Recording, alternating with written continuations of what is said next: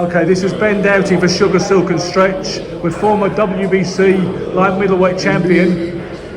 Second. MBE, not to mention British and European light middleweight champion Maurice. How are you doing today, sir? Fine, thank you. Yeah. Nice. I've been to a boxing weigh for a long time. No. Quite a few. What brings you here today? You say you haven't been for a weigh-in for a long time. Khalid Ali. Yeah. He's from the Repton, the former Repton boy, isn't he? And I support him all the way. I know he's doing very well indeed. You know, he's got 6 fights, 7 fights, all wins. And we're looking forward for him to get another win. You're an ex-Repton boy yourself, of course. Oh, you mean former? Yes, indeed, yeah. You went and the 1972 Olympian. Let's not forget. That's correct. Okay, what do you remember of those particular days and the inimitable Tony Burns as well, who was very much the head man at Repton for a number of decades? Okay, those were my best days, you know. Yeah, at tender age of 11, 12. You know, Tony Burns was my tutor. You know, he looked after me like how he looked after all the other boxers.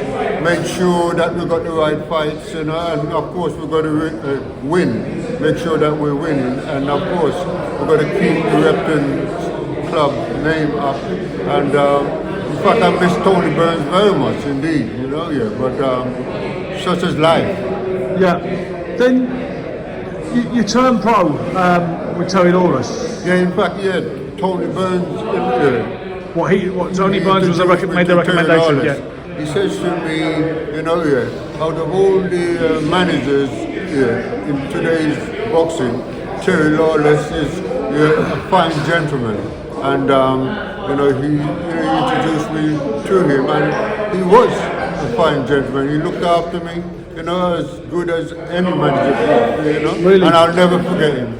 Never forget. It's interesting because I find ex-Lawless boxers are split down the middle somewhat. Some of them have got their bones to pick or their gripes, which say their resentments. And people like yourself and Jim Watt say no, he was absolutely brilliant manager, looked after us. 100%, yeah, 100%. You know, yeah, and I would have recommend anyone to Terry Lawless. And he was a gentleman and a scholar.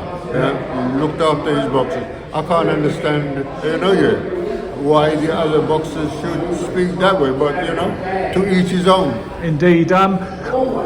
You were a bit earlier than when Jimmy Tibbs arrived. Jimmy Tibbs came on the scene a little bit later than your glory days. Who was your main coach, actually in the gym day in, day out? Who trained you mostly? Okay, well, his name was, funny enough, his name was Frank Black. Yes. That's right.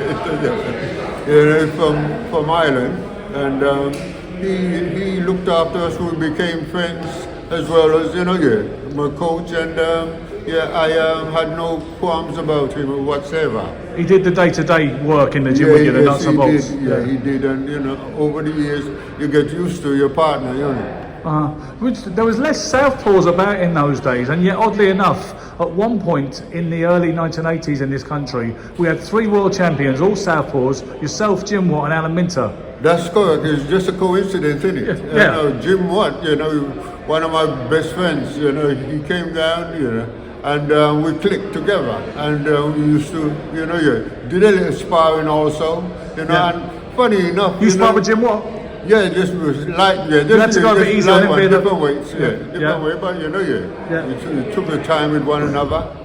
What about Kirkman Lang? You must have sparred with him. Oh yes, boy, he was like lightning. You got to know what you're doing with him. He's a very good boxer, he was, and but after a while, you know, the first round, you got to keep away from him. The first round, maybe the second round, make sure he gets a bit tired, and then you've got a chance then, Well, he wasn't the most dedicated, right? So you could catch him on a bad day when his fitness wasn't as good as yours. That's the only time you can catch him on a bad day, which was very rare. Yeah. You know, but he used to live with my parents also. Did he? So I knew him quite well. We used to go running together, you know, Victoria Park. Yeah. And, you know, so I used to watch him to see how fit he was, to know whether I'm going to spar with him or not. But, like, it's a technique sparring with him. You go, you know, keep away from him when he's fresh.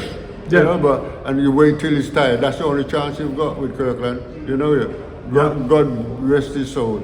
Absolutely. You know, one fight I would love to see, but you can't find it for love nor money, even in these days of the internet, is your European light middleweight title winning effort against Vito Antuofermo in Italy. All right, in those days they just never recorded it. I would have liked that myself. That's the only one that's missing from What do you remember about the fight? Well, it was a very hard fight. It was a very experienced man, and of course, we fought him in his front room in Italy. Yeah. You know, I knew I was in front all the time, but it comes up to the last round. Terry Lawless knew I was in front, but he felt that it wasn't going to be enough. Yeah. So I had to step up. I stepped up. My pace, and it so happened that he was a bit tired, and the referee stopped the fight, gave him 2 standing counts, and in the last one, they had to, had to stop the fight. I was saying, I come out with a good result there. Well, it gathered like fine wine, that result, didn't it? It aged well because he became the undisputed middleweight champion of the world. That's correct. Vito. Yeah, that's right. Yeah, he went up the weight and done boxed Marvin Hagler, didn't he? And well, he gave Marvin Hagler life and death the first time when it was a draw. That's right. It was a draw, and but so he done very well at the next weight as well too. And I'll always remember Vito. And you were no stranger to going into a hostile environment in Italy, because that's where you had to go to win. You're right, your in that front WBC room. That's right. Against Rocky Mattioli. That's correct. I was accustomed to it all the time, and It was kind of ugly, right? After your friends got assaulted, some of them. That's right. Some of them. That's right. They had to deny that they were coming from England. That was my supporter. But at the end of the day, I went in there and. They couldn't help him. It was just me and him, and I was glad that I got the victory. You had a good run from that point of view. It's without any disrespect to anybody who's campaigning today, who's at the elite level, but it is easier to win a world championship today than it was in your era. That is just incontrovertible. And you managed to hold it for 3 defences, which was a big deal in that era of British boxing. Carlos Herrera. Wembley, I believe. There was Mike Baker. Baker. Oh yeah. And a rematch with Mattioli. Yeah, that's right. That was your 3, yeah. That was my 3. That's right. And at the end of the day, I lost it to Benitez. I went to Las Vegas. And I just couldn't take the heat there. I thought I would be all right, but after a while I had him going. But not only that, it was 15 rounds in those days, yeah. Wasn't it? And you were stopped in the 12th, and that was not the last round. That's correct. That wasn't the last round, but I think they've made it more sensible now and cut it down. You approve of the 12th round? Yeah, that's right. More that suits a human being, doesn't it?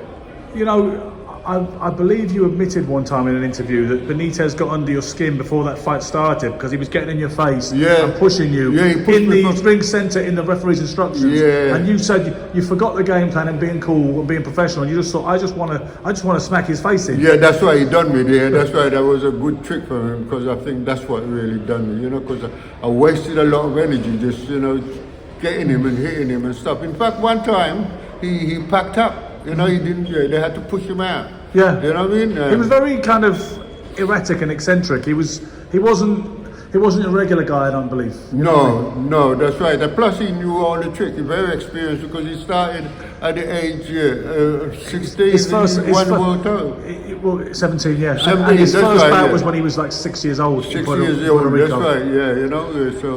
But he's not in before his time, if you ask me. He's not in such a good way today. I am in contact with his sister Yvonne Benitez, and I'm also in contact with Lisa McClellan, who works closely with Yvonne because Gerald McClellan is not in such a good way after the Nigel Benn fight. So they do a lot of work together, fundraising. Yeah. I was thinking, it just occurred to me, it might be nice if you've got a message for Wilfred that I could take and show to Yvonne. Well, you wouldn't believe it. One time, I went to Puerto Rico and I had a friend there, and we went shopping, and then next thing she's saying to me, Maurice, Benitez lives over there. Yeah. Oh yeah. Benitez lives over there. Do you want to go and see him? I said, nah. Anyways, she eventually got me to go and see him. Benitez. I knocked on the door. St. Just, right? Yeah, that's St. Just, yeah. I knocked on the door and his mum came out. Like, I remembered her. Yeah. She remembered me. Clara. So I asked, Clara, you know her. So I asked for Wilfredo. I said, is he there? And she says, yeah, just a minute. She went away for about 10 minutes, left the door open. And then next thing you know, there he was, and I mean, he wasn't walking, he was crawling, you know, I couldn't believe, you know, and when I saw how he was, all the bad mind that I've had, all the hate just went away. Yeah, I couldn't believe. You didn't have any resentments left. Yeah, that's right. It took him 10 minutes just to, you know, come to Recognize me. it. Yeah. And then he realized who he was, and he pointed at me, and he showed me that he remembered me because he called me Mickey Duff. Mickey Duff, so he knew exactly who So he was. that's right. Yeah, okay. So yeah, it was such a life, you know. Yeah. There, but for the grace of God, what is wonderful to see is that you're in fine shape. You don't look like a day over about 45, I swear. Thank you very much. I ain't got no money. Don't try that. Just a picture afterwards will do. All right. Okay then. Thank you very much. Maurice Hope, thank you very much. British Boxing Royalty. Right.